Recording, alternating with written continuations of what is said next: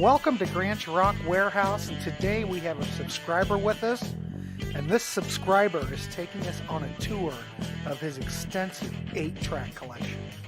Please welcome Ernesto, aka Zartan, today, so stay tuned. My fellow music lovers, my music machines, the Panasonic Dynamite 8 that plays 8-track cartridges.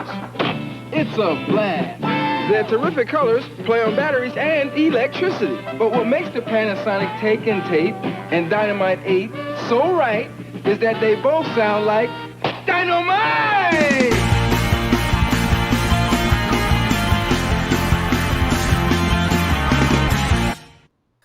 Ernesto, do you want me to call you Zartan or Ernesto? You can call me Ernesto. Zartan is just for Instagram. Hey! I know, but you have a following. Yeah. I'm just saying, like I called this the Zartan 8-track collection. Yeah. Well, anyway, folks, I'm just saying, I'm just throwing it out there. I'm going to call you Ernesto. Ernesto, I want to welcome you to Grant's Rock Warehouse, and obviously, well, you've been here before. Right. But today, we're looking at your 8-track collection. Right. And we're going to, do an interview and see what makes you tick. In fact, let's start right off. Well, I want to officially welcome you to the show. And 2, how did you get into this whole 8-track collecting thing? Right. Okay. Well, basically, I think it started off with back in the day when my dad was heavy into music and vinyl and stuff like that. But then he had a few 8-tracks and stuff. And we had this huge, I don't know if you remember those Gonzo RCA units. I do. Yeah. And we had one of those. And boy, did that thing rock. It sounded great. I didn't realize how good it was until I popped in an 8-track in there and I was like blown away. I was like, whoa, this sounds so good. And from there on, I thought to myself, I go, wow, this is actually pretty good. I go, this might work. I like this. And it was just something new, So maybe. Yeah, but how old were you probably then? Oh, I was probably like 11 or 12. Okay.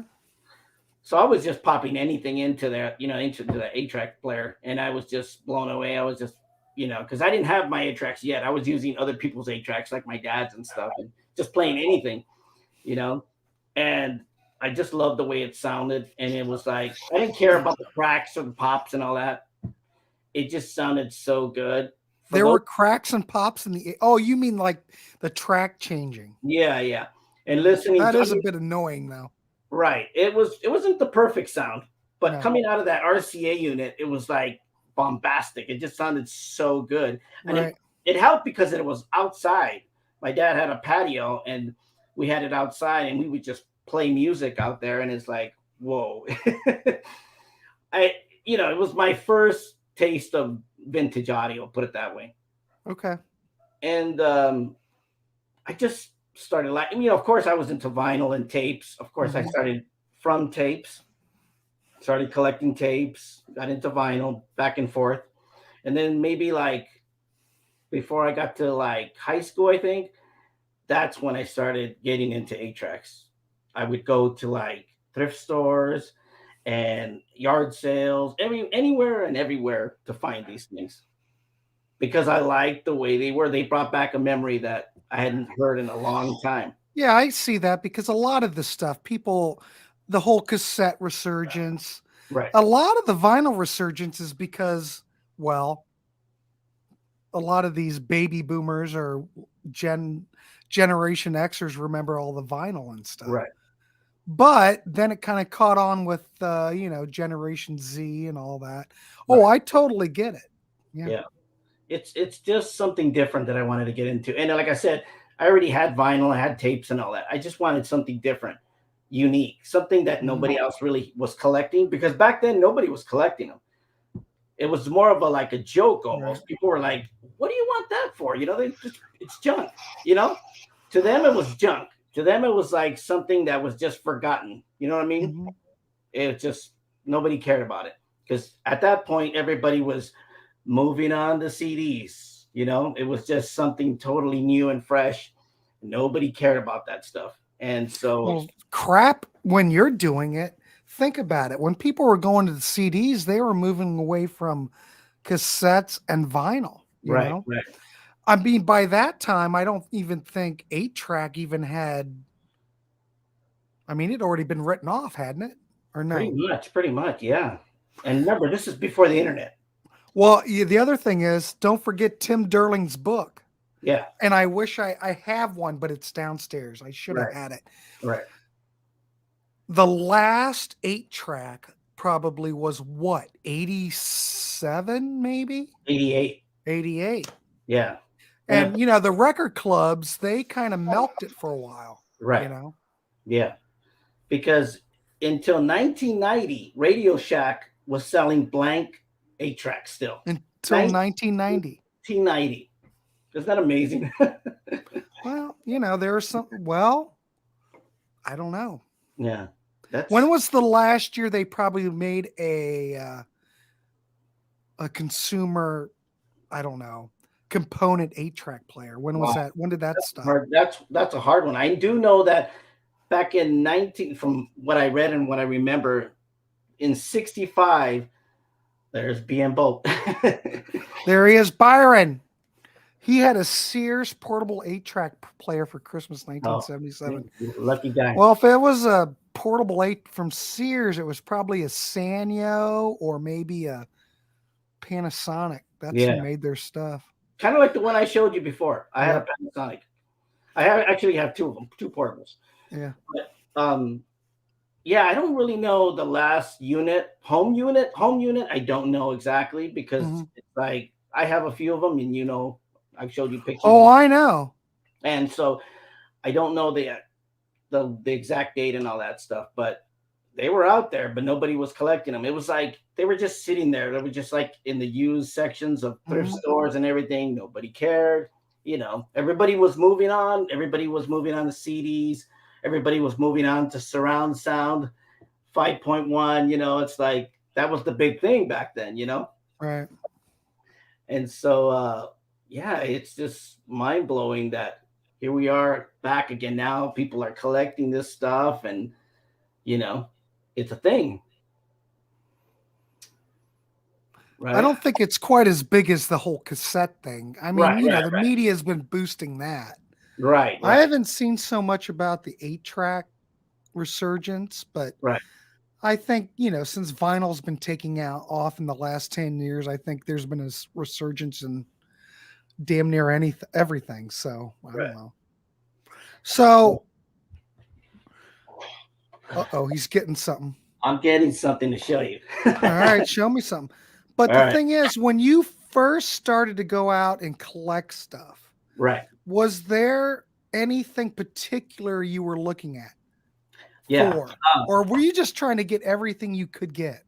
I was pretty much trying to get anything and everything because it was like a Christmas. It was just like Christmas. It was all there for the taking. It was all hunting and gathering. Yeah. The thrill of the hunt. Oh, yeah. Basically. Well, that's the whole thing. I totally get that. Yeah. And it was perfect because nobody was collecting it. Nobody was buying it. They were really cheap. They were like 50 cents or, a quarter. It was just, to them, it was garbage at the thrift stores. They didn't care. But the thing is, whenever I've gone out to the thrift stores and I've looked at stuff, the 8-track, any 8-track media is very scarce as far as what I've seen. Right. I don't know how, maybe it's better out where you are in California, but I'm just saying, like here in Ohio, it was just kind of, yeah. It's always been that way. It was pretty easy to find them, pretty much. And it's like, I think now it's just, you're not going to find any at all now, especially where I'm at. Probably. Everybody's collecting them. Everybody's buying them. They're either buying them for the record shops or another collector or something like that, But basically, if you find an 8-track, you're going to find like just basic classical music. You're going to find Helen Reddy. You're going to find Olivia Newton-John. You're going to find all the basic stuff. Nothing, no well-known bands or anything like that. Be hard pressed to find Little River Band, I'm going to assume. Yeah, pretty much. Metal Madness 66. Hey, what's up? As an old dude, I had a bunch of 8-tracks. Garbage format audio. Yeah. But nostalgic. Oh, yeah. Very. Ouch. Yeah. Well, I mean, everybody's different. To each his own. Yeah. Ernesto, though, 8-track runs through his bloodstream. Yeah. You can't get over it. I learned a lot from putting my system together, how I want it, how to make it sound, tweak it and to sound just right. It's not going to be perfect, but it's going to sound okay, and I'm happy with it. So, well, I have never went down that 8-track rabbit hole. Right. When I was a kid, I always under the impression, even though we spent hours delivering papers, listening to the Two Cars albums and the first Boston album while we delivered papers. Right. In that 1971 Nova with the Craig. Right. Take this, Ernesto. A Craig 8-track player that was positioned under the dash. Right. Because now I'm going to say, when we were in that 71 Nova, right, it sounded pretty damn good. Yeah. Yeah. But, you had that whole thing with the tracks changing and all that in the middle of a song. Yeah. But you didn't care. But I don't remember. Well, not then. Not when I was a kid. No, you didn't care. You just wanted to hear good tunes. You wanted to have a good time. All I'm going to say, I've never listened to Candio quite like I have ever done before. Right. Let me say this again. I have not heard Candio quite like I did when it was on 8-track in that 71 Nova. Right. You know what I'm saying? Yep. And they used to mount them underneath because there was no way they hadn't made them yet so they can fit inside the dash, like the original radios.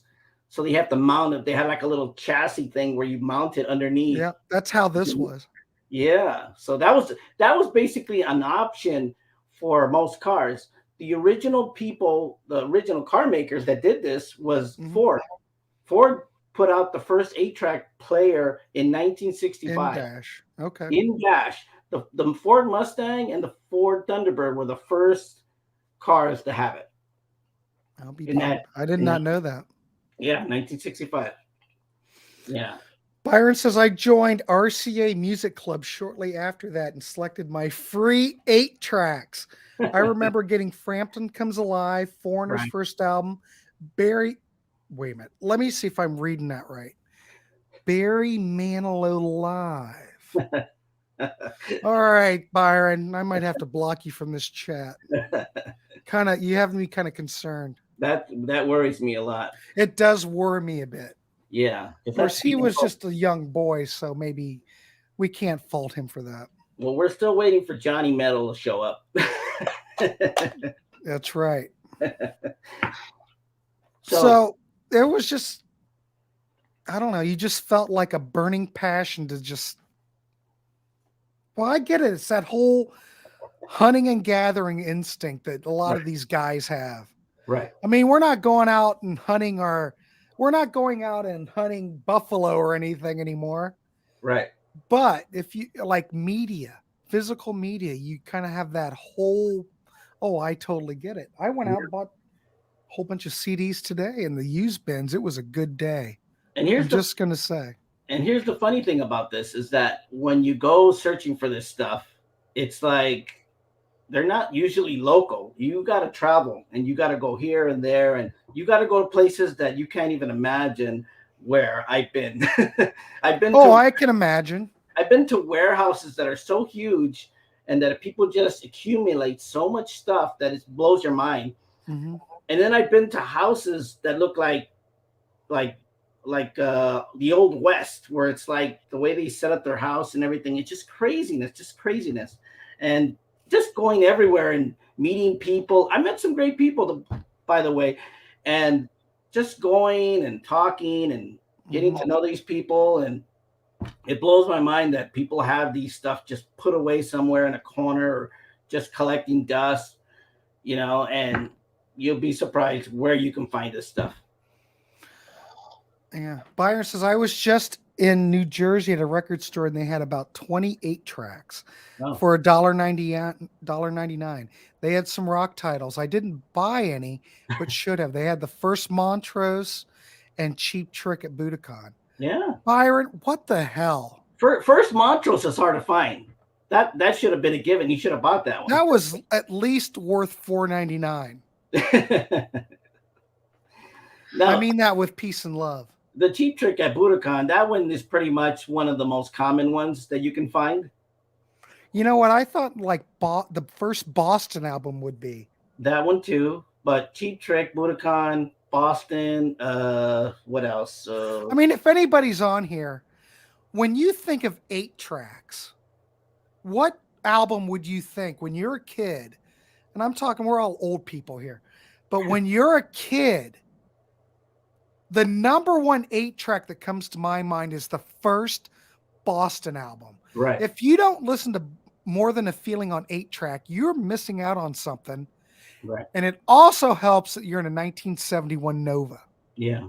I'm going to leave it there. Yeah. Quick story, Metal Madness 66. 1979, 14 years old. Mom found some weed, dandelions, in my 8-track case. Made me get the wood stove hatchet and chop all 21 of my 8-tracks. No lie.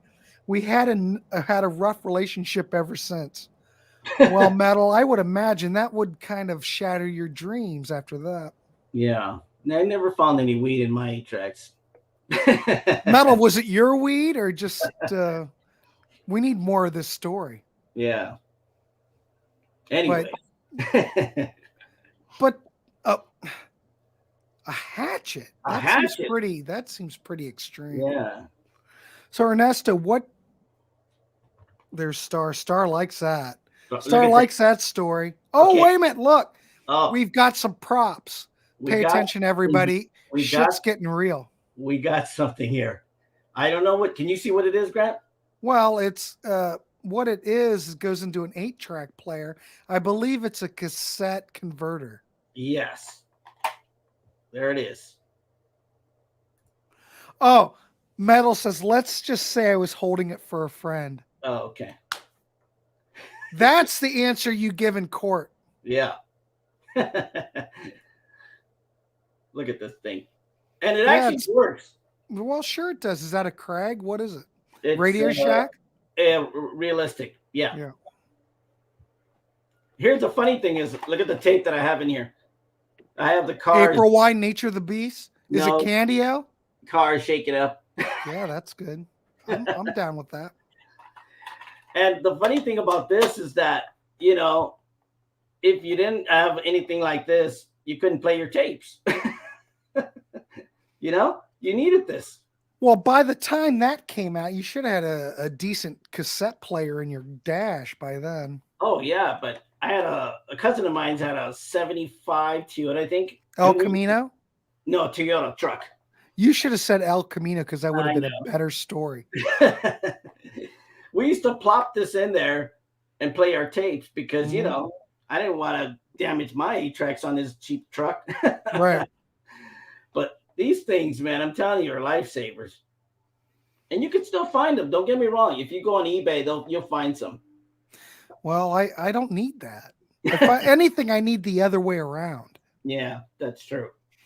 Did they ever make like a cassette to 8-track? I mean, like the other way around, like you could play like an 8-track in a cassette player? No, I don't think so. I'm just wondering. That's like because the only 8-track I have, and I've shared this with you, is this. Yeah, that's a good one. Chic. This has got Good Times on it. Yeah. It's the only thing I've got. That's a good one. That is a good one. And I can't play it to save my life. That is a good. Now let's. Well, I bought it. I bought it anyway. It's good. That's good. Now let's get into something. Show us something, Ernesto. Come on. Here we're getting into the format of cleaning your 8-tracks. These are the different 8-track cleaners. Is that a realistic one? What is that one? This is realistic. Yeah, it's a cleaner with a built-in demagnetizer. Oh. So you push a button right here, and it demagnetizes your 8-tracks. Does it still work? Probably you could clean it, but I don't know about the demagnetizer. I don't think it works. It's too old. But you know, it is what it is, and it's like it's the only one I have that has a demagnetizer. Look, metal at Star Peters. I was 14. I was sure my mom was going to have me put a Russian gulag for a few joints. Well, metal, I'm glad you survived. Yeah. Anyway, go ahead. Here's a double-sided one. This is double-sided. Oh my God, you can insert it either way? Yeah, because one is for the tape cleaner. Okay. That seems to go against everything I believe in. But, yeah. Okay. And the other is for the capstan shaft cleaner. Mm-hmm. Yeah. It's good to have a clean shaft. Oh yeah. Here's Scotch brand. This is actually a better condition one. This one's nicer. I remember the Scotch ones being like at Musicland in Marion, Ohio when I was a kid. You could buy those. That's the one I remember. But I remember seeing the ones in Radio Shack too back 100 years ago. Oh yeah. This one's an off-brand. That's an old one. Ernesto, how many of these cleaning things do you need? Not that many. Look at the graphics on that, though. Yeah, look at that. It looks minty. That screams 1967. Probably. Holy crap, Star. The Kiss 8-tracks we have are Kiss, the first album, and Destroyer. That's it? You don't have Love Gun or Hotter Than Hell? I'm looking at you in a different light. You come back once you have Hotter Than Hell on 8-track, for God's sakes. Here's a realistic one. Now, this realistic one is the same thing as the one I showed you. The magnetizer and the head cleaner. It's got the button down here. You push the button to demagnetize. That's nuts. And it's like, nowadays they use a different device for that. Here's a Memorex. I don't know how you're finding all these cleaners. You would think of out of anything, those would have ended up in the landfill. Oh, yeah. Here's just a basic one. Tape head cleaner. Yeah. Do you have more head tape cleaners than 8-track? No. I showed you the Memorex one, right? Yeah. Yeah. Oh, this is a different one. That's a different one. Yeah. Yeah. Yeah, I have seen your Kiss cave, and I'm jealous, Star. I am jealous. Part 2 coming soon. Well, tell Brett to get his ass in gear, and let's see part 2. So we talked about the music that influenced me when I was a kid. Yeah. What my dad used to play, and here's what he used to play. Oh, Herb Alpert and Tijuana. Yes. Oh. I can't imagine there'd be a ton of those around because. Yeah. Yeah, but if you think about it, if you go through the used bins and look at records and stuff, there are tons of those. Yeah. I mean, all that. If you go to Goodwill, what do you find? You find Herb Alpert. Yeah. That's true. There's probably a lot of those 8-tracks around. I don't know. You'd have to tell me. I don't know. Herb Alpert was big, man. I mean, he was big. Yeah. Mind blowing. Okay, so we got one here. Here's a classic. This one's a classic because everybody who knows this movie knows who this is. Go ahead.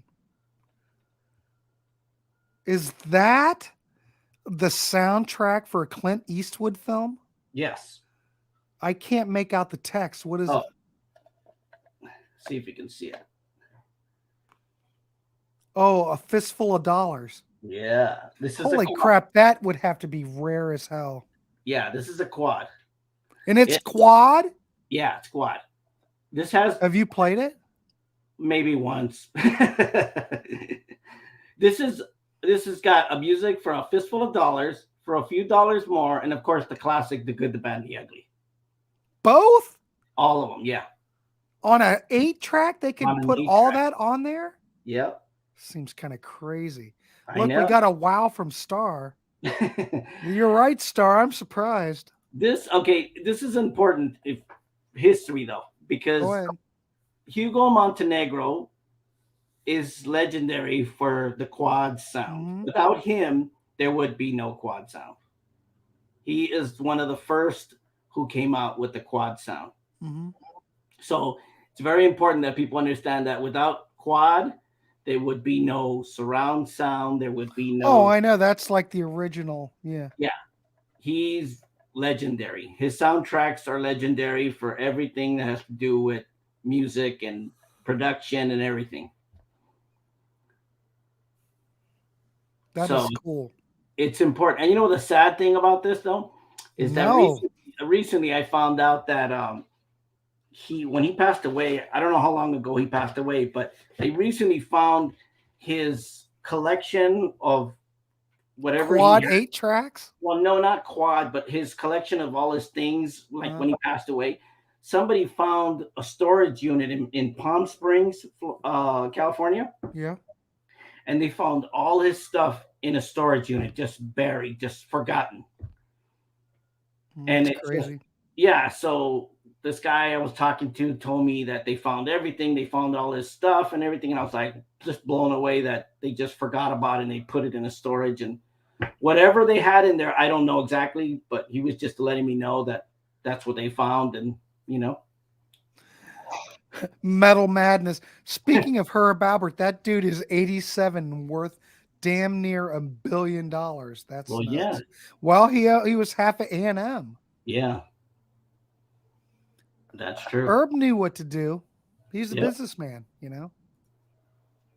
Show us something else, Ernesto. All right. Here we go. We're doing a little, some more quads. Okay. I love the quad. Do you have the Cat Steve? Oh, God. There's the Holy Grail. Yeah. If anyone's listening, this is considered the Holy Grail of 8 tracks. Yes. The quad mix of Dark Side of the Moon. And look at the condition of that. Is that cassette case purple? No. It looks purple. Oh, purple? Yeah, it is purple. Yeah. As it should be. Yeah, sorry. But that is the Holy Grail. Yeah. Has the quad mix been released? Wasn't it on like Blu-ray or something? They actually released the real quad mix? I think so. Yeah. How did you find that?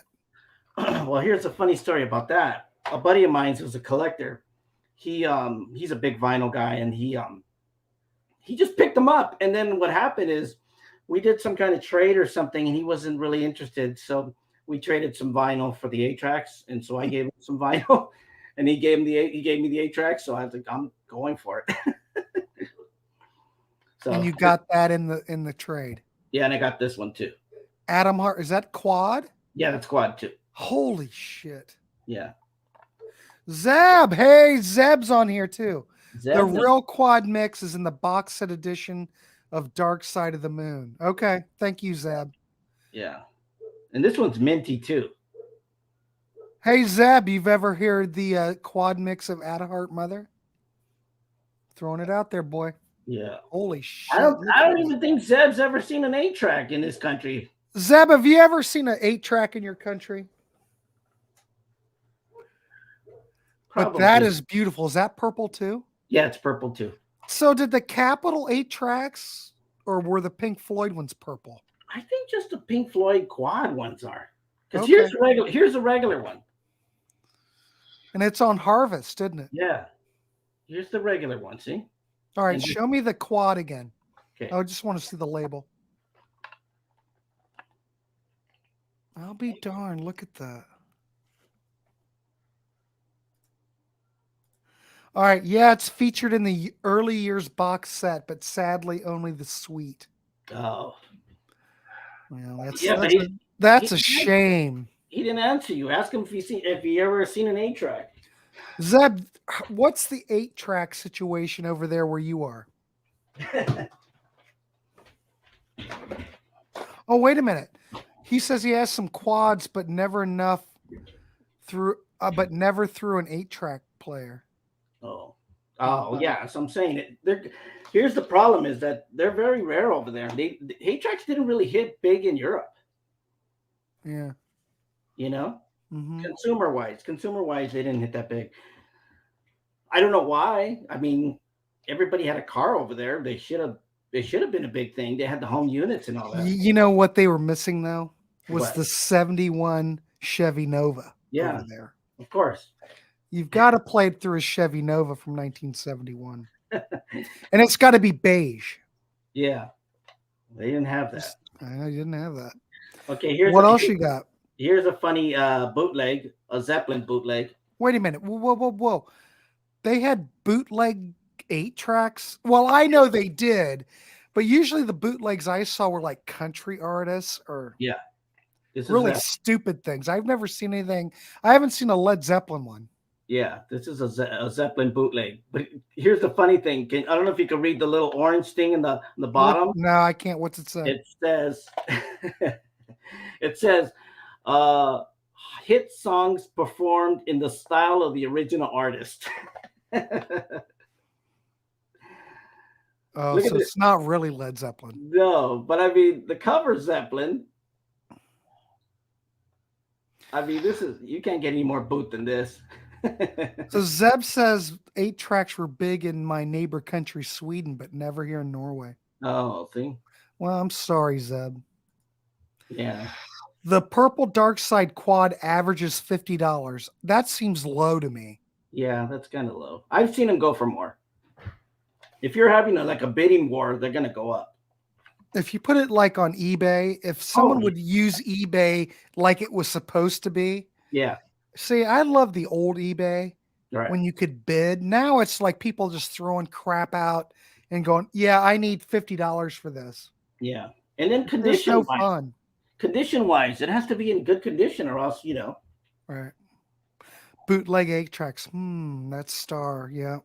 Here's my original Thin Lizzy, Vagabonds. Holy crap, I've never seen that before. Yeah. Let's see if we could do it. And it's clean.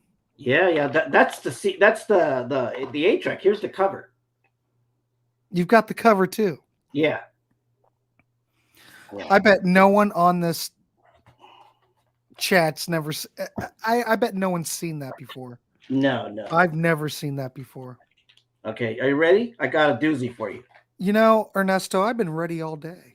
Okay, this one's for Tim. Okay.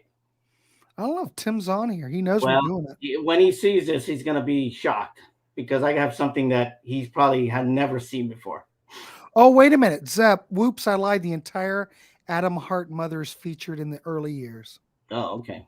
All right. Good enough. All right, go ahead. All right. Oh no. Yes. No way. Yes. That has to be a record club. Is it? On Aerosmith Done with Mirrors on no. Yeah. Is that a record club? I think it is. I'm not sure. Where's Tim at? This is so rare. I mean, I'm going to send Tim a message. He's probably asleep already. Not at 5:35 p.m. We don't know what time they go to sleep in Canada. That's right. Canadians are on a different thing. Yeah. This is pretty much rare than, I don't know. I can't even, See, Zeb is giving us wrong information. Yeah. He mixed up echoes with the. Okay. Damn it, Zeb. I'm looking to you for the answer. You've got to give me clean data. So, like I said, pretty rare stuff here. This is no joke. That's no joke. Does Tim know you have that? No, he doesn't. This is the first premiere on your show. I'm gonna send Tim a message, see if he'll respond.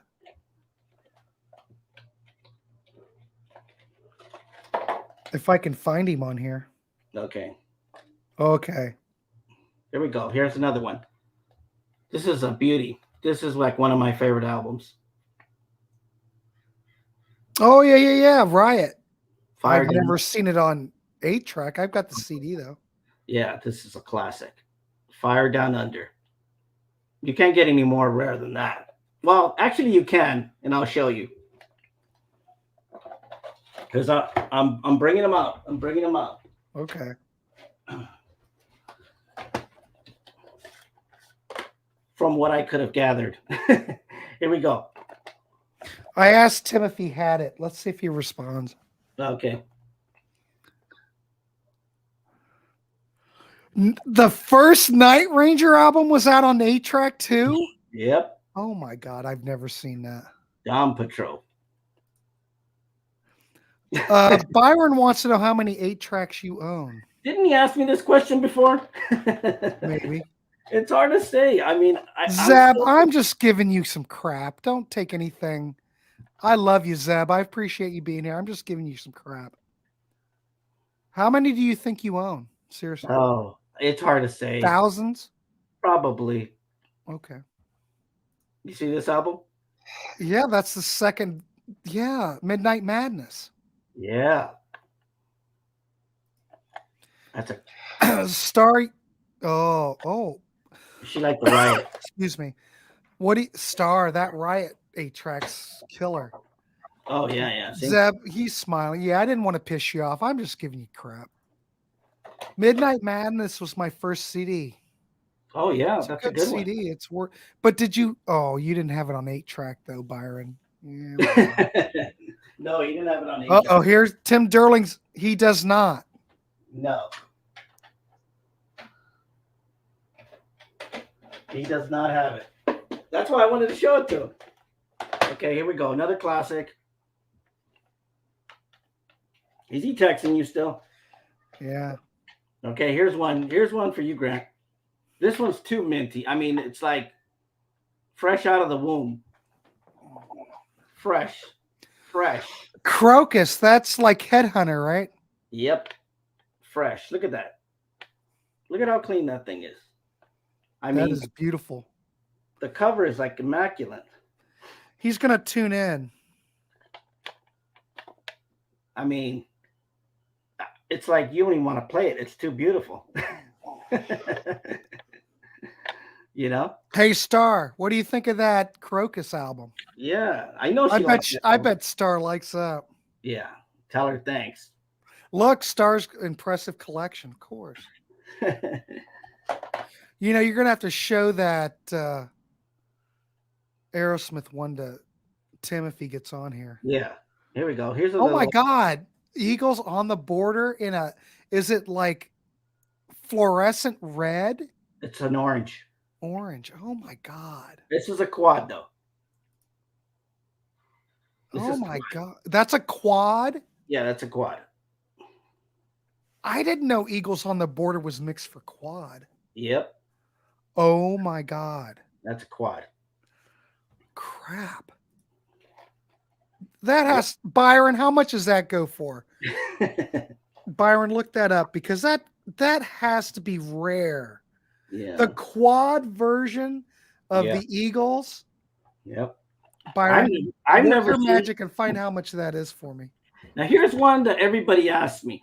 Everybody asks me in the vinyl community. Everybody talks about it. Everybody says, "How did you get it?" Blah blah blah, and that's impossible. But they love seeing it anyways. Whenever I post it and stuff. So. Mm-hmm. Oh my God.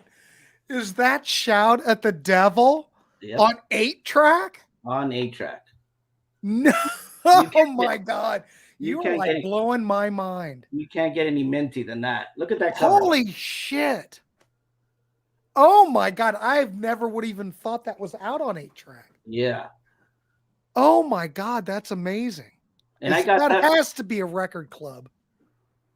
Pretty much. I think it is. Yeah. Because of the blue border and stuff. But look, Star went OMG.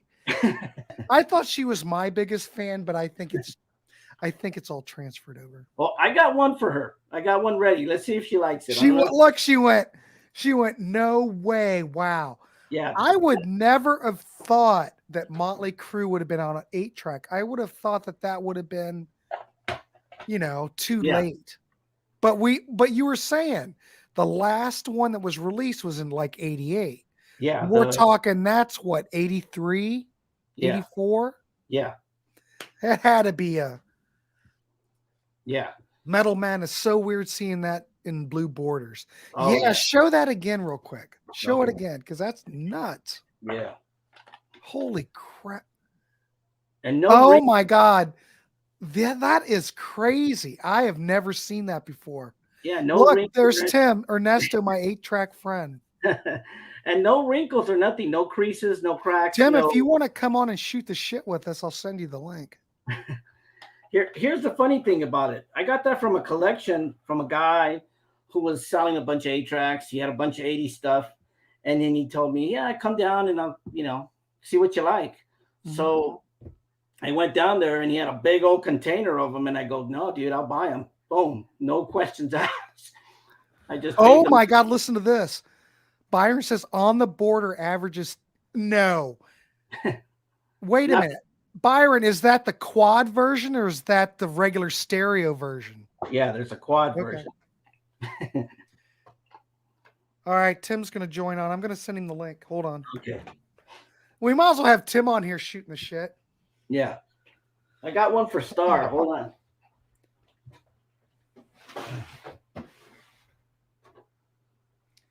Once I find it. Yeah. Wait a minute. I'll get it over here. Hang on.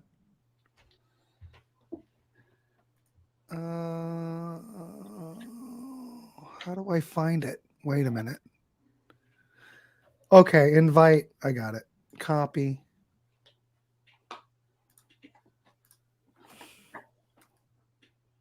Oh my God, your collection is amazing. Thanks, man. Holy shit, Tim was totally right on that. Holy mackerel. I got one for Star. Oh my God, Kiss Lick It Up. Yeah. Oh my God. What is it with the blue border? Is that like on polygram stuff? But think about it. Wait a minute. Motley Crue was on Elektra, so that was WEA. This is polygram. Yeah, I think it has to do with the club. Because most of the club. Oh, you think those are club 8-tracks? Yeah. Most of them I think are our club. Well, most of them, not all of them. I don't know. Maybe Tim knows what that is. Yeah. All right. Zeb said, all right. BM Bolt said quad for On the Border is $10. Yeah. That doesn't seem right. No, it doesn't, because you know what? When I've seen them on eBay, they go for more, and it varies. It depends on the condition and everything. I don't know what kind of condition they are, but I've seen them go really high, go low. It's like everything, it all depends. Shit. Shout at the Devil. Okay. Zeb says it was a club edition. Been sold quite cheap at Discogs in 2018. One on sale now at a silly price. Yeah. Legend has it Vince couldn't sing the lyrics back then either. Yeah. Well, of course he can't. Right. Star likes that too.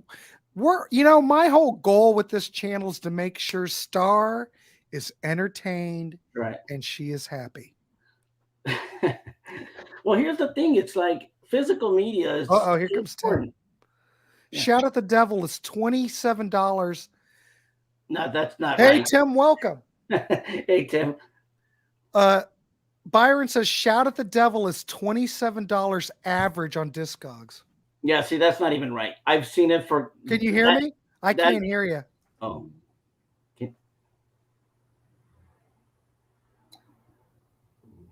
I think his mic. Something's wrong with his mic. Check your settings. Zeb, I've got some King Crimson on 8-track. Oh, there you go. Holy shit, really? He's got some. Why does he act like he's in the Stone Age? He don't have anything. Oh my God, this makes my heart just pitter pat.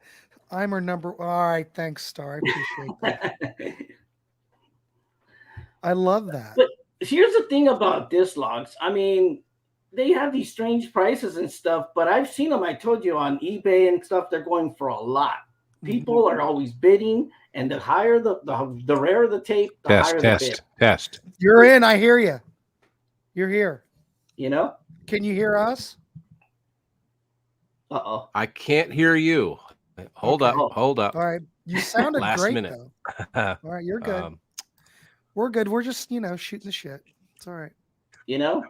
So Right. it varies on that because one price is one price and then the other price. And I'm like, I can hear you. Yeah, I can hear him too. How does one test? Playing. You need to send the audio through your computer or.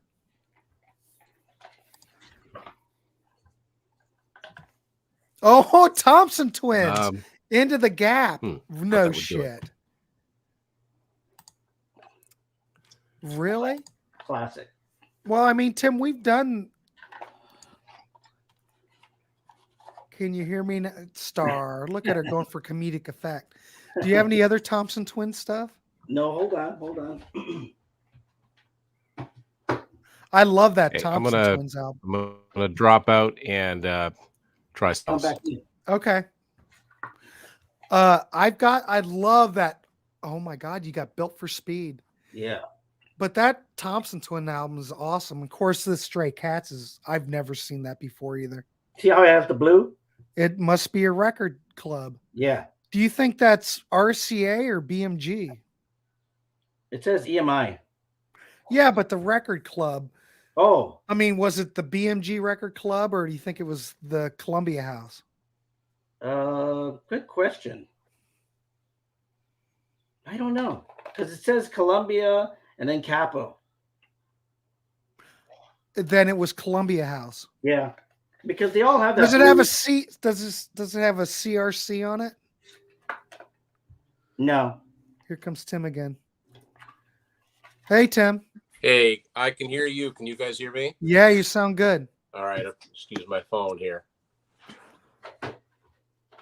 Well, you just missed it because Ernesto just had the Stray Cats Built for Speed 8-track, which I'd never seen.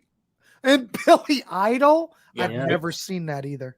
Billy Idol goes all the way up to, Vital Idol in 87 on 8-track. Yeah. So Whiplash Smile, Rebel Yell. So is that a Columbia House one too? Yes. Because it's got the blue. Yeah. Yeah. Okay. Star says hi, Tim. Hi, Star. Thanks for having me on, guys. This is awesome. Yeah. I was going to watch it anyway, but well, oh my God, you've got Duran Rio. Yeah. Look at the cover on it. Yeah, it's nice. It's in good shape, man. There's not a wrinkle. No, it's I've never seen that before either, ever. It's well taken care of. Ernesto, here's a question for you. Yeah. I've seen Rio and I've seen Arena, the live album, but I've never seen the one in between it, Seven and the Ragged Tiger. I've seen that one. You've seen You don't have it? Yeah, I almost bought it from a guy I know, but I ended up buying some Deep Purple from him. That's probably all right. I guess we'll give you a pass on that. Yeah. Yeah, I got some Deep Purple off him, and it's like I was gonna get Perfect Strangers on 8-track. Awesome. I don't have that one yet. Oh my God, I didn't even know that came out. Yeah. Yeah. I have two of those. I have the What year was Perfect Strangers? Remind 84. me. Golly. Yeah. I mean, Ernesto's been blowing my mind all evening. Oh my Lord. Yeah. I'm gonna dig out some recent ones that I've bring them out. Why not? Yeah. This is classic, man. We grew up watching this. That's like 1980. Was that come out in 85? Let me see. I think so. Is it on MCA? Yeah. It's classic. This is what we grew up listening to, watching it, Michael Mann. I watched it. Michael Mann. Byron says we have two of the world's leading 8-track experts. I know this may break the internet. I'm just saying, hold back, everybody. I would take emergency procedures right now. Just to be safe. I haven't got that many this year to talk about as far as RCOs, but I do have a few cool ones. All right. This. Oh, that's a good one. Yeah. Sammy Hagar? 3-lock box. Yeah. Oh, There you go. holy mackerel! I have not seen that ever. One of my favorites. Ooh, Afterburner. ZZ Top, Afterburner. One of my favorite albums of all time. Well, Triumph. Yeah. yeah. 7. Good You shape. you should see the different version I got of that. Is it an RCA? I think so. I got it up here. Yeah. Oh my God.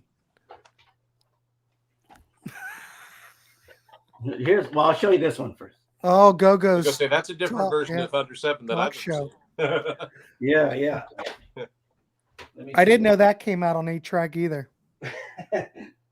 Now, Grant, you bought my book. You should know this. Well, I've got your book. I need to go down and get it. Yeah, I that's an can't. RCA. That's an RCA version. That's cool. I kind of, in a way, I don't know. I kind of like yours better, but sometimes the blues just happens to go with the cover that it's. Yeah. You know. Are the first 2 Triumphs on 8-track? Byron wants to know. Yeah. Sure are. Yep. Depends on what you mean by the first 2. Depends on what country you're in. What do you Here's mean, the very Byron? first- Oh, Here's the there it very is. First Look. album from '76 Yeah. on Attic Records, Holy crap. and here's the second album. This one's actually sealed.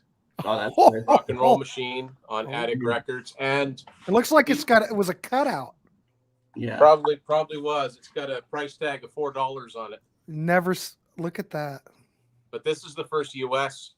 Rock and Roll Machine. I posted this a few days ago on Gilmore's birthday. This is Yeah, the Byron's U.S. he's into the Canadian ones. Yeah. Yeah. So this is actual. This here is a compilation of songs from these 2 albums. Right. Yeah. I also got this one. Yeah, I just showed that one right We now. just showed that one. Yep. And one that the rarest one of them all, the one I was really, really excited to find, is this. Oh. Oh, I've Drastic never Measures look at that. with a Yeah. red border. Yeah. Not a I've blue seen one. it. Is that I've seen it BMG then?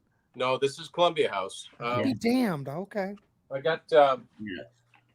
I've also got this one. Yeah. That's a BMG that's from '86. Yeah. Guys are This is making me dig amazing. on the 8-tracks out. I love it. That's right. This is amazing. Probably one of the more pricey ones in my collection is this. Oh. This is a Is that Canadian- Anthem? Yeah, this is a Canadian anthem version of Grace Under Pressure. Right. 84 seems to be the last year that Columbia House made them up here. I've never seen any newer than 84. I am going to go on record to say this. If anybody's into Rush and you're looking for Rush albums on CD, the only CDs you want are the original Anthem CDs that came out back in the day. Now, there are certain versions of moving pictures that you want and some you don't want. But if you're looking for any Rush, don't get the remasters. I've got all the Anthem Canadian ones. They sound absolutely wonderful. Right. That's just a tip. I know that has nothing to do with 8-tracks, but I like to throw tips out. Although, as far as collectability goes, it would be really cool to find moving pictures and signals in their original U.S. Mercury pressing. Oh, have the green arrow. Yeah. The green arrow. Yeah. Yeah, those I've never seen one before. No. Those are expensive. But the trick of those is like if you're in a used store and they've just got the case there, make sure you look in the case because the case, they may have kept the case the same for later pressings, but look at the disc itself. Yeah, because the artwork's the same. Same thing with Always all those Target check 'em. CDs, right? Right. Yep. But a lot of the Target CDs, they have a domestic catalog number, and then they have a European catalog number. But I've got like But like Doobie Brothers Best of, Yeah. all those are all but I've domestic got like and Yes European. and Led Zeppelin CDs. They're not Target discs, but they do have those 2 numbers on the Yeah, side. you just always have to look. All right. Here's You one. see that, Ernesto? We crossed the Target CD realm. Yeah, we did. Well, we're talking about the same time period, right? We're talking Right, about that we are. interim period. Yeah. Here's one. Here's one. Oh, Grant. here we go. I can just This one. imagine. This Go one's ahead. gonna be for you. Oh, Soft soft cell. Yeah. Yeah, And there's it's a ton.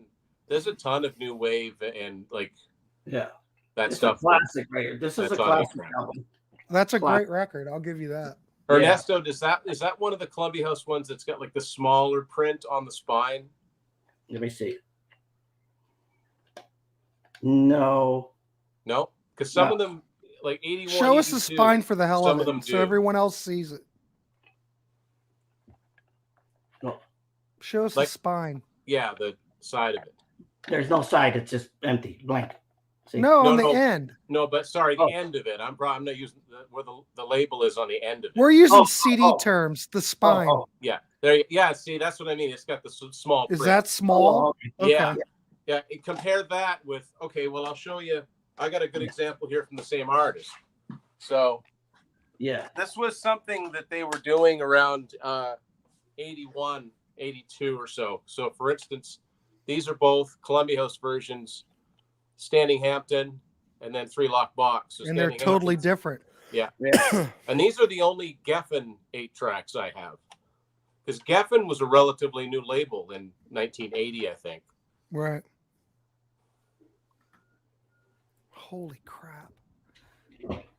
Let me see what Well, else. Ernesto, what are you on? Do you have any quarter flash on 8-track? I did have it. I have the Firm. Yeah, both the Firm albums came out. Yeah. Got the Firm. Man, that's a record club one, yeah. Yeah. Oh, yeah. That's all you're going to see. Yeah. Really? That's the only way it came out was Yeah, the record club. Ernesto can correct me on this, but I believe the very last or one of the very last, Scandal. Remember Oh my God. one of the very last retail 8-tracks to come out was Pyromania. Mm. So And what year was that? Because that was January 83. I've got okay. a Columbia House version of that, but there is just a standard Mercury with the beige cover on it. There you go. Culture Club, color by numbers. I've never seen that. I've never seen any of these. Really. So I've got some complete collections on 8-track. Some of them are pretty small, but it's Robert Plant, Pictures 11. Nice. This is retail. This. Oh, look, it's got the Warner Brothers sticker Got the on Warner Brothers. Yeah. You've seen them on cassettes and records. Mhm. They did them on 8-track too. But the next two are just RCOs. I got this one. Yeah. it. For Holy moments. crap. This is an RCA version, as is Shaken and Oh, Stirred. nice. Yeah. Quiet Riot. Yeah. Never seen it. That's one of the two that you can get. Yeah. Unless it's in Tim's book and I missed it.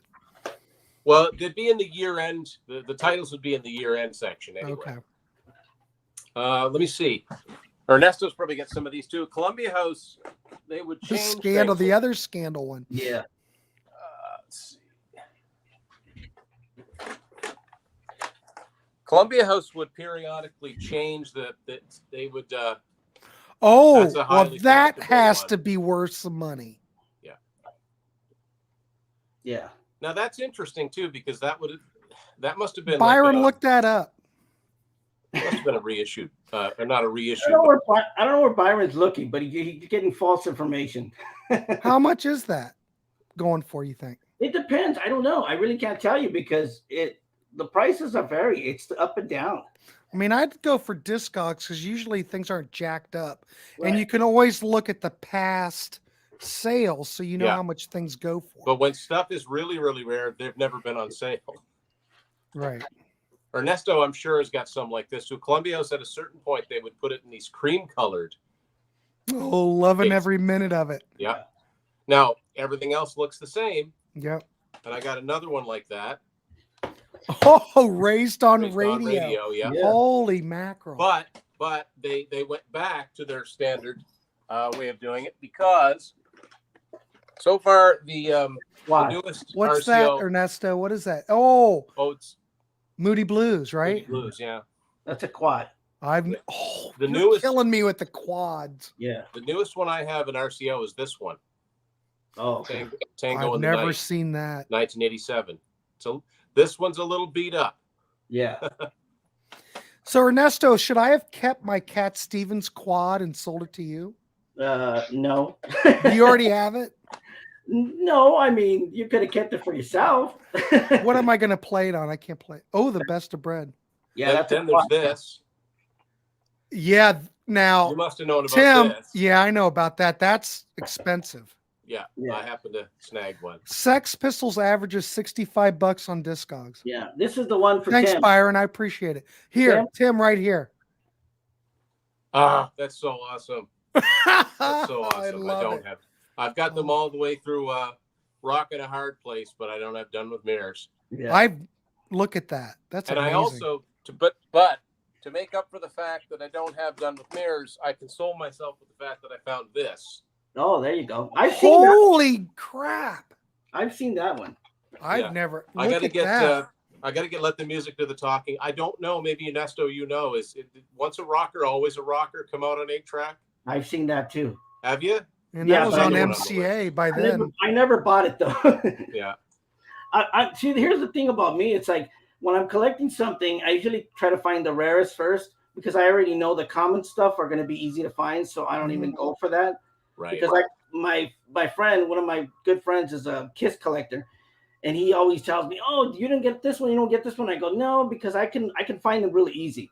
I'm going to try to get the rare stuff like the Elder and Animalized and all that." You know, the Elder came out on 8-track. Yeah. Oh, there it is. It's Jesus Christ. I got a story for you. Grant. All right, give me the story. This is the one that got away. Doing it, let's hear the story. There was the one that got away. One night I was on eBay and they had Animalize. Mm-hmm. Now eBay, I hate bidding. See, I like bidding. I hate bidding. It drives me nuts. I either want it or I don't. Okay. This was a buy it now. I could have had it. I think it was 200, 250. Mm-hmm. And I was hemming and hawing. I can't justify it. It's a lot of dough for that. But you know something, I could have made it back. I still wish I'd have bought it because now that Elder one that's rare, but I need Creatures of the Night, Lick It Up, and Animalize to have all the Kiss 8-tracks. Well, how much does the Elder go for? What did I pay for my copy of it? See, sometimes I pay too much for stuff and I kind of block it out of my head. The Elder, is that Canadian or is it? No, that was a US Mercury one. And look, Byron goes, my favorite. It kind of is. Yeah. I like the Elder. Me too. Oh my God, Sparks! It was originally $1.99. That thing is sealed. Yeah, that's probably worth more than $1.99. Oh yeah. Let's see. The last time that the Elder sold on Discogs, lowest price $99.99, median Holy $100, which tells me this probably only sold once on there. Yeah. You talked about sealed ones, marked down ones. I got a few. This one. Oh, shows. Yes, shows. And it's got a price tag of $7.99 on it. Where does it say it was from? Dunn's. DUNN''S. Andrews. Let's say Andrews, South Carolina. I'll be darned. I have no idea. Jackson Brown. There you go. Wow, look at that. That's a red quad. one. That's a quad? It's a quad too. You and the quad. Do you have that Cat Stevens one I had though? No. Here's Rick Wakeman. That's a quad. But the story with that quad that I had was what Cat Stevens out? I bought it for $1. Right. I sold it on Discogs for $75. Wow, that's pretty good. It's not bad. And it went like that. Literally, once I threw it up there. So here's a funny one. Yeah. Oh, that Coverdale, yeah. That's a good. That has to be rare. This is I don't know, and this is why I say I don't know. This is a French copy. It's on Vogue. This is his first solo album. It's a French copy. White Snake, 2 letters. It says lead singer of Deep Purple. Yeah. Yeah. I've seen so many copies of this that are sealed just like this. So one of two things happened. People are resealing them, or this Vogue company left the machine on overnight and it printed way too many of these. Yeah, I just Could saw be. a copy of Wish You Were Here. Japanese 8-track go for $852. Yeah, it's 8-tracks are generally a North American thing. You do see UK ones, you see Italian ones, you see Japanese ones, but not a lot. Like No. it's very rare because they were really, I think they were primarily a North American phenomenon. I do have one UK 8-track. I showed you this one, right, Thompson? Yeah, you showed us Thompson twins. Yeah. This is like one of the only UK 8-tracks I have. And this has got a slipcase on it. So someone taped this Yeah, it all looks up. like it's all taped up. Yeah. Have you played that one by chance? Uh-huh. Have you played that one by chance? I haven't played any of them. Oh, okay. I've maybe played like a half dozen of them way back when I used to have a player. Yeah. But they're mainly to collect. Now, I don't play these because these are even harder to find. And when you get them, they're eventually, Oh, is that a flat pack? That's a 4-track. Oh, a 4-track. Whoa. What? What is that? 4-track. Show me the back. Is it clear? No. So that's like an original one, too. Oh, yeah. So how do those work, Ernesto? They've only got 2 programs on them. Well, because on the 8-track player, you have 4-track, 8-track. You can switch. Not all of them. Oh. You can switch the mechanism to play 4-tracks. Like changing between like 45 RPM. And yeah, exactly. Yeah. And so you could switch it and it'll play these. I got maybe a couple of these. Not that I collect these because they're okay when they're. Well, I've never seen that before. I have a Jimi Hendrix and I have this one and I forgot what else I have. Yeah, I could already answer that for Ernesto. He has a quad player and he's got everything. Star said wow on the Magical Mystery Tour. That is cool as shit. Yeah. To go along with the Deep Purple. So related to the David Coverdale one. Yeah. 2 of the rare ones I found are this. Yeah. And this. Yeah. These are just US copies on Mirage Atlantic. Mirage Atlantic. I don't know that. Do you know if there's any Whitesnake 8-tracks, Ernesto, after Live in the Heart of the City, like Come and Get It or Saints and Sinners? I saw Love Hunter. Yeah, so that I've seen Love Hunter and Snakebite and Trouble on United Artists. But I've never seen any after. No, they're out there. They gotta be. I mean, it's just. You think if a record company made them, or yeah, 2 of my prized possessions, I've got to show these off. My Y&T. Yeah.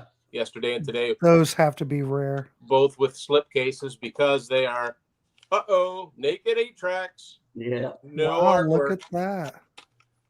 But I've never seen any of the just when they shortened their name to Y&T like Earthshaker or Black Tiger. I've never seen those on 8-track. Love to have I have to think Earthshaker and Black Tiger at least would exist, but I've never seen any proof of it. So. Oh my God. Although I do know this. You guys know what I mean by KTEL. Yeah. Compilation. This is a compilation that came out in '83 called Masters of Metal. Right. Pretty good compilation, actually. Mean Streak by Y&T is on there, and I've seen that on 8-track. So there's at least one Y&T song under their shortened name on 8-track. Yeah. Star likes that Y&T. All right. Star. As long as Star's happy. Yeah. They're awesome. Y&T are awesome. Hey, Byron, look up that Lumpy Gravy 4-track and see how much they're going for. Yeah, how much is Lumpy Gravy? I bet it's a lot. It's Zappa on a 4-track. Jeez. Look it up and see if you can find it. Rare. I don't know. It's probably rare. It's probably rare. What else? All right, show me something else, Ernesto. Hold on. I mean, so far I've been just blown away, so it wouldn't take much. Oh, well, you saw my April Wine. Yeah. Yeah. Oh, yeah. I tuned in that show as soon as it was posted. Yeah. Oh my God, no way. So that's like, yeah, that's London. So on the sides, it would look like the Y&T ones. Yeah. I've also got, look at that. That has to be rare. Trapeze on 8-track. Here's another trapeze. Looks like this one too. It's easy Yeah. Oh Tejas. my Now I God, don't yeah. have the slipcase for this one. It's a naked one. Yeah. Holy crap. Here's another trapeze. Well, evidently they're not all that rare because Ernesto maybe he has them all. No, I bought them all from one guy. All right, that helps. Glenn Hughes. Yeah. Mhm. I bought them all from Yeah, one. he bought Glenn's collection. Yeah. Yeah. Here's the one I've got that's kind of beaten up. Oh yeah, I got I've that never one. seen that either. This, as far as I know, is the last Yes one on 8-track. This one, I don't know if you can tell, but this one's actually warped. Like it goes like this. Must There's have been no in way the this car would in the play. sun. Yeah, I would say so. Yeah, but this Or a one's neat flood. because, as we all know, 90125 was the actual serial number. So What's the designate? What is the designation before it? Like it says some. it says A8 dash. So A for Atlantic Okay. and 8 for 8-track. Okay. Yeah. Can you see that one? Ian Gillian. Oh wow. Oh my God. That one's sealed. Yeah. Holy mackerel. I got one that looks. I got a couple. I got one that looks much like that. And again, we're sticking with Deep Purple related here. Polydor. Yeah. Yeah, Polydor. Yeah. Yeah. And it's down to earth as well. This one's for Todd. Oh, Todd loves that record. I don't know Yeah. where Todd is. This is a quad. He likes this. I remember. Ernesto, have you got any of the flat pack ones? No, you know what? I don't know. I'm probably somewhere in my storage, but Byron says no one has ever sold the Zappa 4-track. It was pulled before they made a bunch. Okay. This is a soundtrack. The Elephant Man. Oh my God. Yeah. I love soundtracks. That's why I usually pick those up because they're just from growing up and stuff. Crazy. This is one that I've got that's also, it's missing. Is that UK? Yeah, that's sealed. No. I've got one No. that's missing a slipcase, but it's not missing the cover. This is Oh, a UK version of the first Queen album. Byron sent me a photo of the Zappa. Oh, wow. I can barely see it, but Well, that's it the is 4-track? small. That's a 4-track? Yeah. It says Oh, wow. 4 on it. Oh, wow. What's There the you go. price on that? I don't know where he got that. Byron, where did you get that picture from?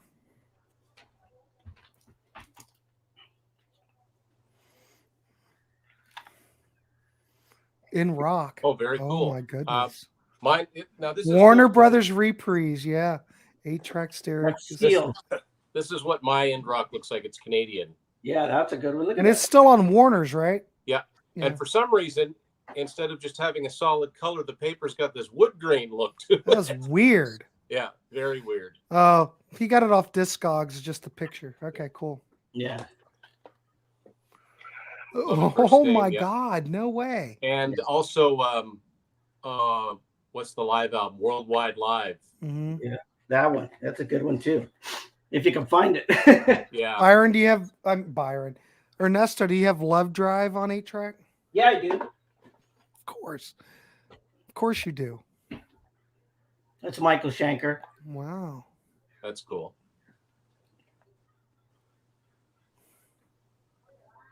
Oh, here we go. Anybody got an original Virgin Killer on 8-track? It's out there. I don't have it though. Okay.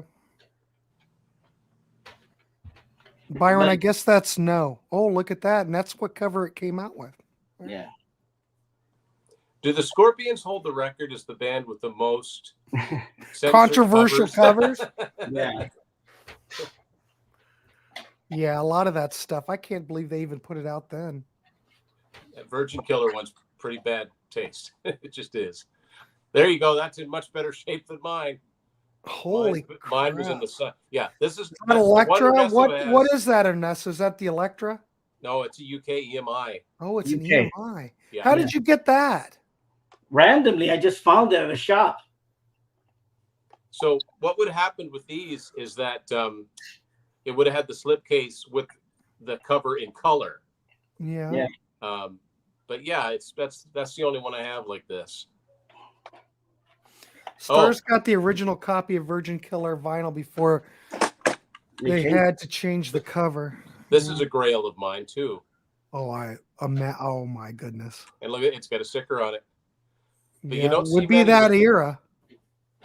So I'm only missing, and maybe Ernesto has it. The Works exists on 8-track, but I don't have it.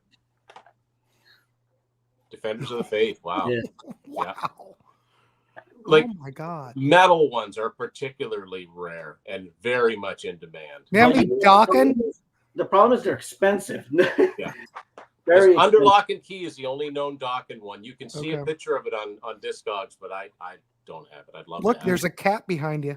I know it's Gordon. He's a little shit. Yeah.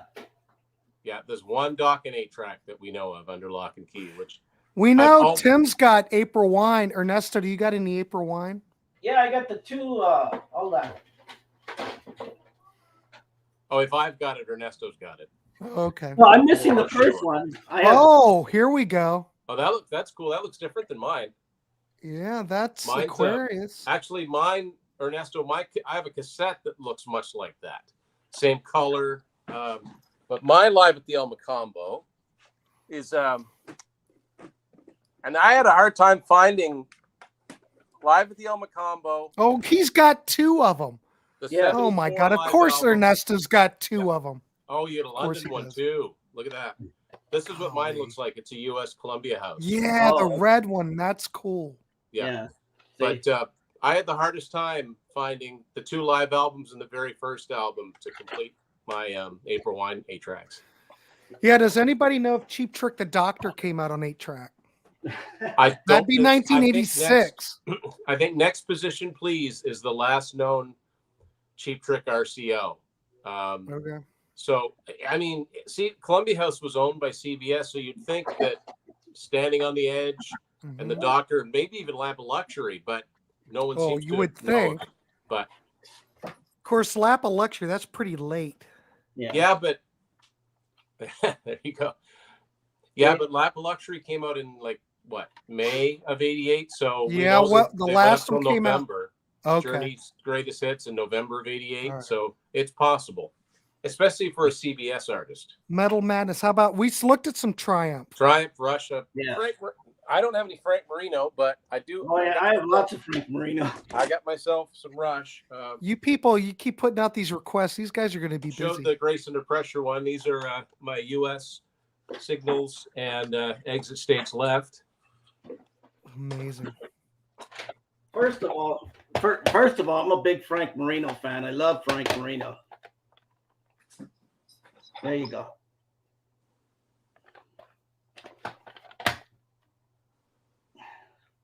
So, Ernesto, how far up does he go? Is like Juggernaut on 8-track or I think it goes up to Power of Rock and Roll? next, maybe. Okay. Yeah. What's Next is like one of my favorite albums. That's the one with their like in the body shop, right? Yeah, they're working on the hot rod. Now, I got a couple odd ones here. They're kind of cool. One is quite rare. Is 38 special Oh, yeah. numbers. Yeah. But the one before it, Tour de Force, is fairly easy to find. But what I like about this one, it's actually got some customization on the side. Oh, You yeah. don't see many that actually have something different on the side. That most of them would just look like this, no matter who the artist was.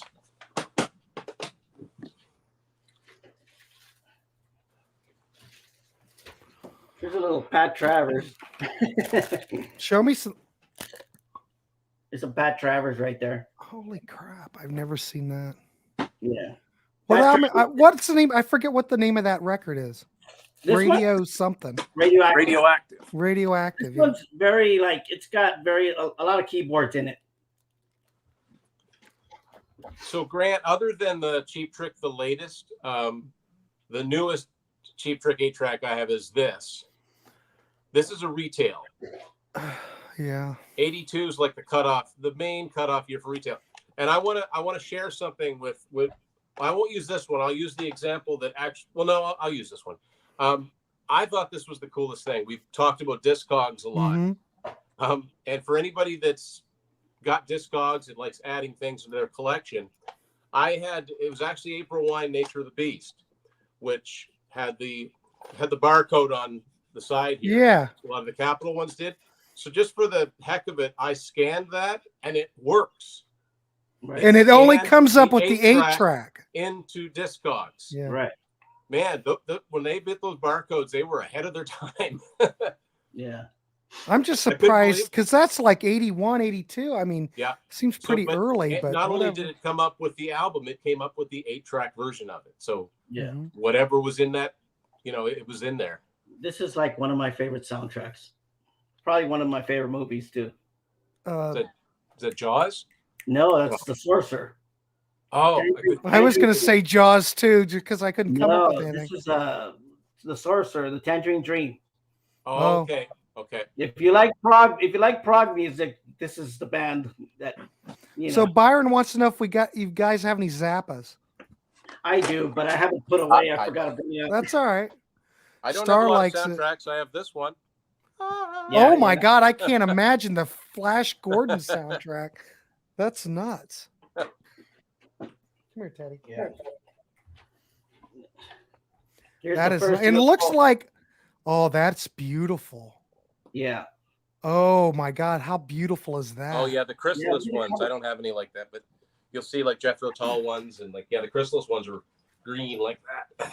Yeah. That is beautiful. But that Flash Gordon one, those clean. Yeah. That's good shape. Yeah. Yeah. Everybody meet Gordon. He's the baddest acting cat ever. He is. Teddy's sitting on my lap. Yeah, we called him Gordon because when we got him from the shelter, his name was Sting. So we got to call him Gordon. Yeah, that makes sense. Oh, look, you both have that. Yeah. Well, yeah, I don't know if it's original, but it's probably resealed. But yeah, and man, I love this album. Love this album. So good. Speaking of Robert Plant, one of the rarer ones to find is this. Oh yeah. Oh, Coda. The last Zeppelin 8-track. Oh, wait a minute, is that Black Sabbath? That's volume 4. Wait a minute, why does it look weird? Oh, because it's got the cover on it. It looks like it's inverted. No. Oh, it's all right. That's wild. Wow. I have a pretty good collection of Sabbath.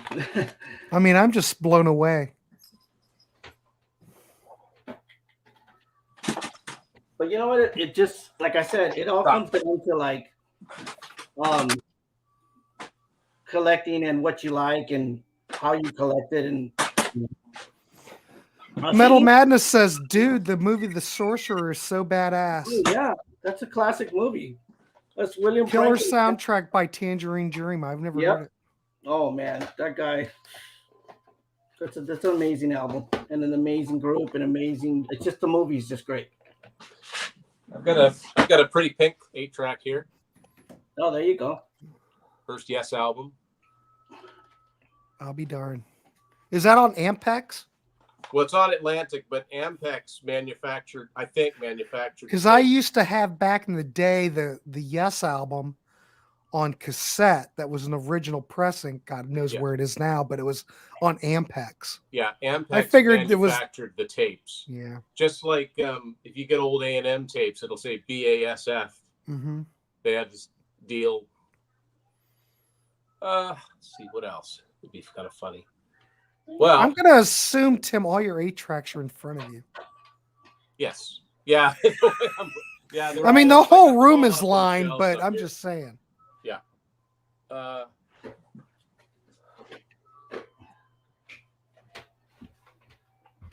There you go. Sabotage. Holy crap. Yeah. Oh, it's got the slip case over it. Yeah, that's a good cover. It's really well taken care of. You don't find that's cool. Same label. Yeah. Fleetwood Mac Penguin. Oh yeah. Slipcase it's torn, but now this one's interesting because the 8-track has the label on it too. Yeah. So rare one to find like this. The Warner Brothers is the first Kiss album because it's the only one that came out when Casablanca was distributed by Warner. So it's got that type of printing on the side. It's just the first one. No, I don't have it.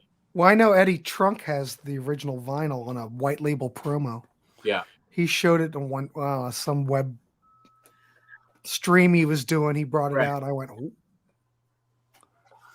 But that's pretty cool. That's one thing I don't have is any white label promos of anything. I have a couple of autographed 8-tracks. Saw these guys in, I guess it'll be about 12 years ago now. Nazareth? Oh, you had to sign it? I got Dan McCafferty and Pete Agnew to sign it. Metal Madness said, was that Time and a Word? Not the first Yes. If so, wasn't there the self-titled one from 69? That was the self-titled one from 69 that I held up. There you go. This is Time and a Word. It looks like that too. It's just not in good a shape. And it had a different cover too originally. Yeah, because that's the U.S. cover. And this is it's got Steve Howe, but Steve Howe didn't play on it. Peter Banks was still in the band. One of those things.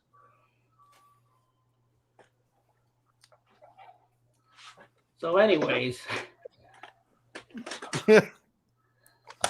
Yeah. As far as like 80s bands, if people are like, well, yeah, just they put them out in the 70s, and then I go like, oh really? Yeah. Yeah. Yeah. So now I'm gonna assume the one two of those are Record Club. So yeah, this On Through the Night, this is a retail one. It's beige, the way that Mercury 8-tracks, even the cassettes were beige.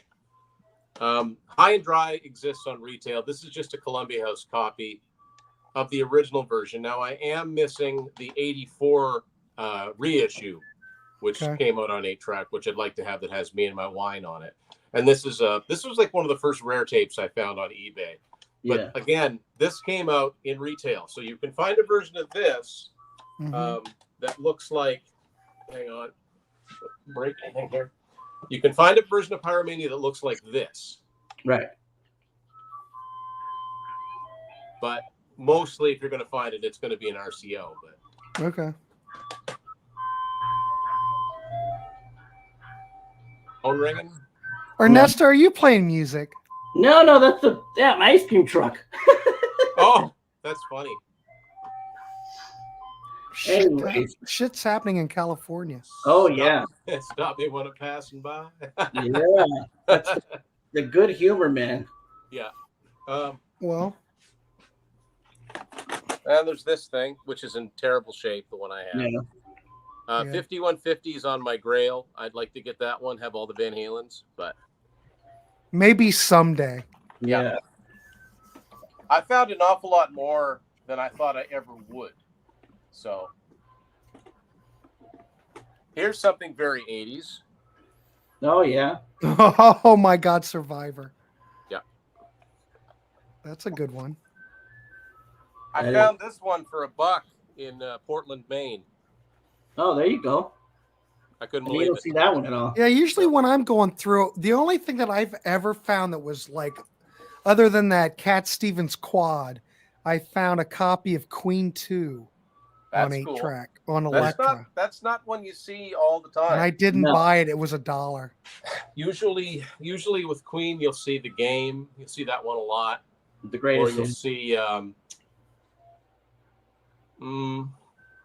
don't know, maybe Night at the Opera. I mean, it's very, very rare these days that I find Queen 2 8-tracks in the wild. And I didn't buy it. I took a picture of it. I didn't buy it. Now I'm just going to buy them if I see anything weird. Right. I mean, like I said, I only have this Chic CD. I mean, 8-track, and it's not anything. But it is a record club. It's Columbia House. Yeah. CRC. It's the mystery of them, right? It's what titles came out, which ones didn't. For instance, Sammy Hagar. Ernesto, have you ever seen a Sammy Hagar VOA 8-track? Yes. You have? I never bought it. Because I have never, ever seen one. And I've seen everything that came before and then the one that came after in 87. You got to understand, I only buy stuff that are the rarest stuff. If I see it more often, then I'm not going to buy it because I know I can find it. And because it's just something that I'm not into right now. So I'll just skip it and just go into something else. But that's just the way I get that. Because, I mean, if you're not into something, it's not going to, unless you know somebody that specifically is, you're not likely to say, hey, I better pick that up. Right. Yeah. Well, there you go. Did we cover it? Pretty much. I mean, there's so much more, but I can't take everything out right now. Yeah, really. Well, we've went an hour and a half. Yeah. So. But this was fun. I'll give you that. Thanks for letting me crash the party here. This was I awesome. should have had you come on before, but I don't know. It's hard. Well, feel bad. Well, an hour and a half ago, I was probably still having Canadian Thanksgiving. Oh, it's Canadian Thanksgiving. I forgot. Okay. Yeah, this was a lot of fun. I'm always up for talking about this. Well, it's fun talking about this stuff. Either late period 8-tracks or very early CDs. I'm in. Yeah. Oh, we could talk. We could do a show on early CDs. It's always something. Yeah. Man, when I was doing the Steve Hoffman, well, I still go on Steve Hoffman forums. Shit, you can look at those old posts. Yeah. I mean, I was Target CD man and Made in Japan, all those old Made in Japan Columbia CDs. God. The closest thing, just off topic, but real quick, the closest thing I have to a Target CD is, where is it? It just looks to me like it was a Target CD that they didn't put the color on because of the way everything's printed. A lot of the Japanese ones don't have. It's from Germany. This is that's what they. Mac Mirage. It doesn't have the gun sight on it like the Target look. Yeah. But the way everything's printed, that's very, very old. It's also got the. It's got the 7599 in front of the Warner, like 23607. So when it's got the 7599, that's how you know it's foreign. But then it's got France WE835 on the back of it. So I did get something new though, but it's not a Target, but it's from that era. If it'll pop out. Evan 17, made in West Germany. Oh, I mean, they came out of the same factory. I mean, yeah. Well, that's what's interesting. You see a lot of them, no matter what label they're on, they'll say manufactured by Polygram. Yeah. You can't miss it, Yeah. David Bowie, this is an RCA. Oh, all the RCA Bowie ones, I think, are highly collectible. Yeah, but they sound great. Yeah. It's kind of like the Anthem Rush CDs. Really, all you really want are the RCAs because they were just pretty much flat transfers. You get tape hiss, but whatever. That's the way it sounds. Yeah. And there's dynamic range. These sound wonderful, and they are only with us a short period of time. But if you see them, buy them. There are certain bands that the time period they were on a certain label when CDs came out that window was so small. The one that I always think of is Queen. You can get News of the World, The Game, and Greatest Hits on Elektra CDs. And they're all Targets. For the U.S. I would love to have those. I had them all, but when I did one of my purges, I sold them. I had a Target CD. I sold it to somebody, but it was a misprint. So it had the red background, but the Target was whopper jawed. It's the News of the World. Yeah, it's News of the World. Yeah, I think they're all like that. I think they're off by like 5 degrees. Maybe. Or something. That's the one I had. Yeah. That's one thing I'm glad that I did right. When I first got into Queen, it was in 92. I've talked about this on many an episode.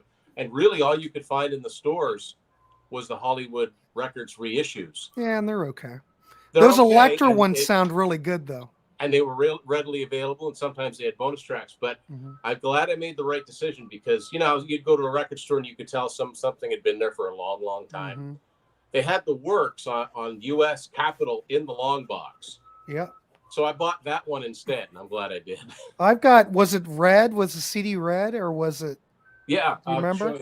Yeah. Because a lot of those original Capitol ones, they were just the Japanese. The CD was pressed in Japan, but it was a solid red or maroon. Right. So it's Yeah. And then the CD itself. Oh well, that's silver. And I've got a red one. There's one that's more rare than that. It's this one. This is a U.S. Is it? Yeah. Hey, Grant, I gotta get going, man. I'll talk. All right. to you. Well, we're wrapping up. Yeah. Let's wrap it up. We're good. We could talk this all night. Yeah. You know how we are. Let's wrap it up. I want to thank Tim Durling and Ernesto for showing up tonight. Of course, it's nice to have you both here. This is fun discussion. Please leave a comment if anybody watching this, if you got any 8-tracks or anything, share. But please like, subscribe. You know how to do it. I want to thank both you guys for coming in, and hey, have a good night. We should do a CD one now. Yeah. I want to do that because I could talk CDs all I'm day. all for it. Yeah. All right, we'll work on that. All right, boys, I appreciate you coming on, and good night. All right. See you guys. Good night.